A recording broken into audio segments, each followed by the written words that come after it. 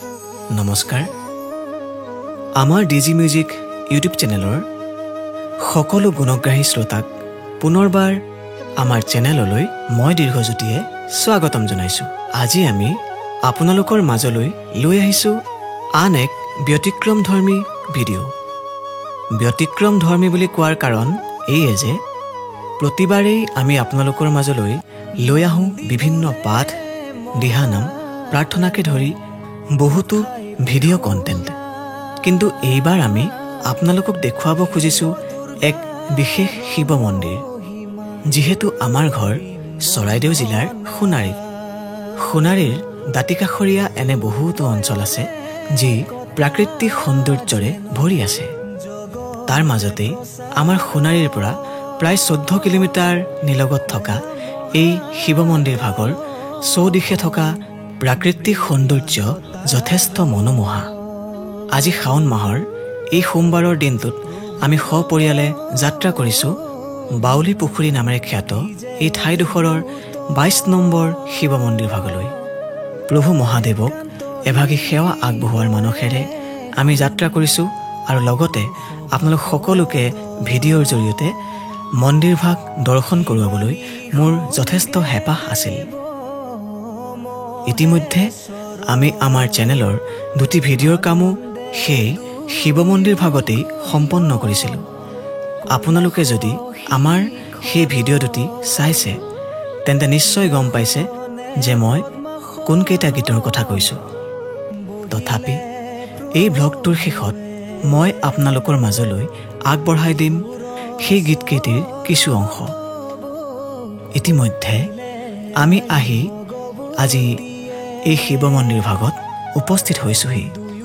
আপোনালোকে দেখিবলৈ পাইছে এয়া শিৱ মন্দিৰ ভাগৰ তোৰণ, য'ত লিখা আছে কৈলাশ শিৱধাম। আহকচোন আমি সকলো শিৱ মন্দিৰ ভাগলৈ আগবাঢ়োঁ। মন্দিৰ ভাগৰ চৌদিশ সঁচাকৈ যথেষ্ট মনোমোহা। ইয়াৰ চাৰিওকাষে বিভিন্ন প্ৰাকৃতিক সৌন্দৰ্যৰে ভৰি আছে। আপোনালোকে নিশ্চয় দেখিবলৈ পাইছে মন্দিৰৰ চৌপাশে ডাঙৰ ডাঙৰ শিল। এই কৈলাশ ধাম মন্দিৰভাগ যথেষ্ট উচ্চতাত অৱস্থিত। আৰু অলপ আগবাঢ়ি গ'লেই আমি আজি আমাৰ গন্তব্যস্থানত উপস্থিত হ'মগৈ। এয়া অৱশেষত আমি মন্দিৰৰ সন্মুখত আহি উপস্থিত হৈছোঁহি। সুন্দৰ প্ৰাকৃতিক পৰিৱেশৰ মাজত অৱস্থিত এই মন্দিৰ ভাগ দৰ্শনে আমাক ধন্য কৰিলে। শ্ৰী দুৰ্গাৰ প্ৰশ্ন শুনি বোলে পশুপতি কৌতত কথা শুনি।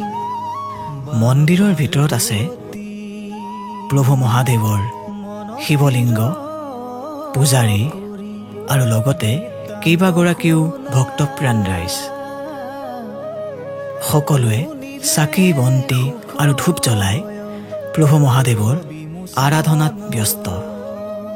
আজি যিহেতু সোমবাৰ আৰু কিছু সময়ৰ পাছতেই মন্দিৰত বহুতো ভক্তপ্ৰাণ ৰাইজৰ সমাগম হ'ব। শিৱ মন্দিৰৰ সন্মুখতেই সোঁহাতে এয়া হনুমান মন্দিৰ, লগতে আছে এয়া দেৱী মহাকালীৰ প্ৰতিমূৰ্তি। আহকচোন আমি আৰু অলপ আগুৱাই যাওঁ। পাহাৰৰ ওপৰৰ এই ডাঙৰ ডাঙৰ শিলৰ মাজেৰে বহুতো সৰু সৰু আলি আৰু ঠায়ে ঠায়ে বহু দেৱ দেৱতাৰ বিগ্ৰহ। মন্দিৰভাগীৰ নাম যিহেতু মই আগতে উল্লেখ কৰিছোঁৱেই, কৈলাশ শিৱধাম। সঁচাকৈ যেন কৈলাশ পাহাৰৰ এক অনুৰূপ।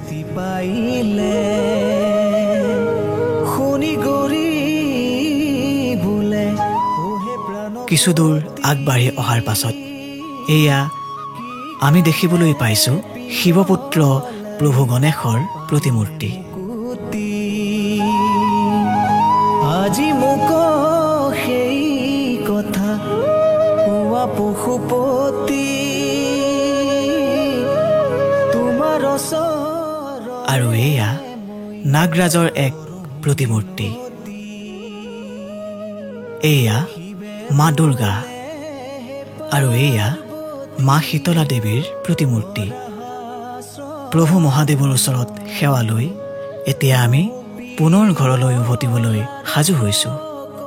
আপোনালোকেও আমাৰ ডিজি মিউজিক চেনেলৰ প্ৰথমবাৰৰ বাবে বনোৱা এই সৰু ব্লগটো চাই কেনে পালে জনাবলৈ নাপাহৰিব। আৰু লগতে আপোনালোকক আৰু এটা কথা জনাই থওঁ, খুব কম সময়ৰ ভিতৰতে আগন্তুক ভাদ মাহৰ আগে আগে আমি আপোনালোকৰ মাজলৈ আগবঢ়াই দিম ভগৱান শ্ৰীকৃষ্ণৰ শিশুলীলা পাঠ। গতিকে সকলোৱে যেন শুনিবলৈ নাপাহৰিব।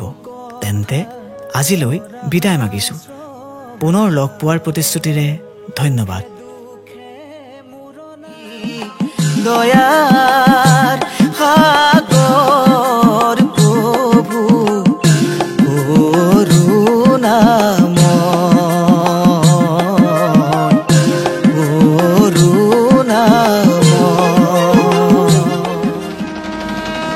তোমাকে বুজিছো প্ৰভু, তোমাতে শৰণ, কাকুতি কৰিছো প্ৰভু দিয়া দৰিখন, জটাধাৰী তুমি প্ৰভু